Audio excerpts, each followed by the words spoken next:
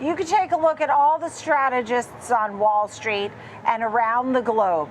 But right here from the New York Stock Exchange, I'm serious. Jay Woods, Chief Global Strategist at Freedom Capital Markets. Now, we've known him around town as the regular nice guy. But in the meantime, Jay Woods, a year ago, had the target at 6,900. On Friday, intraday, the S&P high was 6,945. We are right around 6,900. So congratulations, Jay Woods, for getting this so right. Well, thanks. And we go by Price is Right rules, so I'm over, and then that will nullify the call. But yeah, we expected a good year.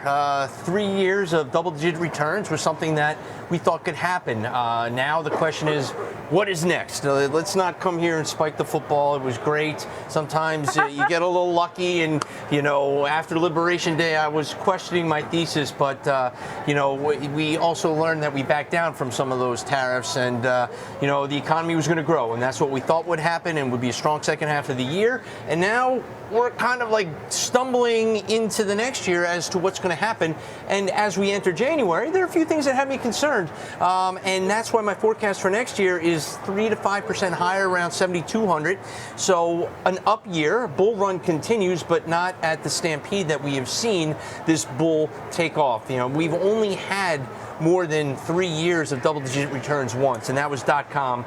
I don't think we're going to get a fourth year of double-digit returns next year. Yeah, I mean, we're going back to, you're going back to the 90s when you're talking about those double-digit returns consecutive years. When you say 3 to 5% for next year, people have gotten spoiled. They love seeing that the Nasdaq's at 21%, but with this 3 to 5%, does that mean down 5% or down 10% and then up? I mean, do you expect a lot of volatility? I expect a lot of volatility. Year? It's an election. It's an election year. Well, we get a 10% correction on average every 18 months. So yes, you go 18 months from April 2nd when we bottomed. Then we're due for another 10% correction. Not the end of the world, but when you live through it, it's hell. We have 5% corrections on average per year. So I anticipate a lot of volatility. And when you look at some of the headwinds we're coming into right out of the gates, Supreme Court decision on tariffs, new Fed president, how will the new Fed chair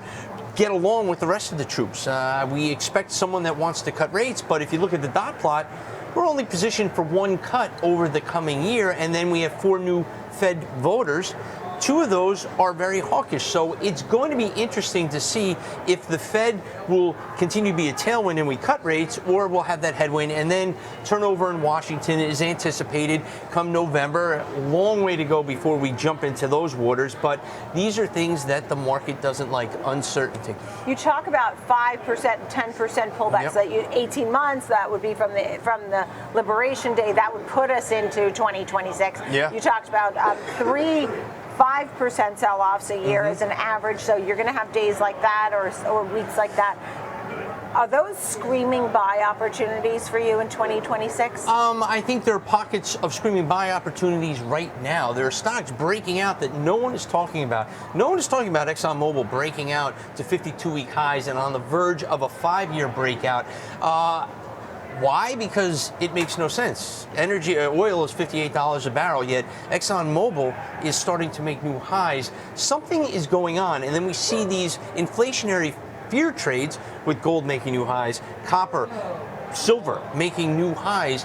Copper and silver scare me because those will come back and hurt some of these tech stocks. So I don't think technology is going to lead. And when you want to see big returns, you need to see it in the heavy hitters, those Mag 7 names. Those are pulling back. They're consolidating. I don't think the trade is over by any stretch, but it's not the leadership we're going to need to take us much higher than, say, 5% over the coming 12 months. There's been a lot of excitement around Tesla because people are looking at it not just as the EV maker, but Optimus and robo-taxis, expansion of the cybercab, a lot of things, and SpaceX, and just all things Elon Musk, right? It's 2026 Elon Musk's year. Tell me where you think Tesla could be headed. I mean, right now it's at 453. The high was 498. Yeah, no, technically is how I look at Tesla. Tesla is a cold stock. It's about Elon Musk. Well, Elon Musk had a crazy 2025. He's out of Washington. He's put that behind him. He seems to come out on unscathed. It is not about EV sales. If we're going to focus on EV sales, then Tesla is not for anyone in this audience. What is it about? It's about the future. It's about robotics. It's about what's next. It's about his pay package. This gentleman has delivered every single time he's had a pay package with incentives. Well, guess what? They will start to kick in starting next year. So I expect Tesla to do well under his leadership. And then you look at it technically as a CMT technician, this stock is breaking out to new highs. It's pulled back a little bit. If it breaks 420, then this trade that I think will lead us into next year, I pull back, I go on the sidelines, but I think it's poised to run not just the 500, but well into the 600s, a good 20% gain. It's just below the S&P 500 as we stumble across the finish line today.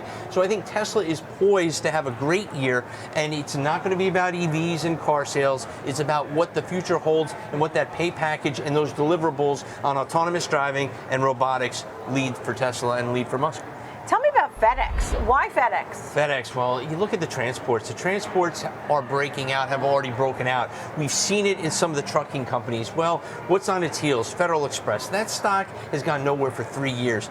As a technician, you look at what's gone on. They've made some structural changes, fundamentally. Technically, if this breaks above 300, it's got a runway to go at least 20% higher. It's made a tremendous run. It's pulling back from that run in its July lows. It's up, what, 5% for the year? I think that's one to watch for 2026. And then you ride the coattails. UPS is a beaten down stock. It's broken a long-term downtrend, has a lot to reverse. So these two stocks can be leaders in the transport section next year. All right, Jay Woods, the man who called the market from a year ago. Yeah. Thank you, and good luck for next year.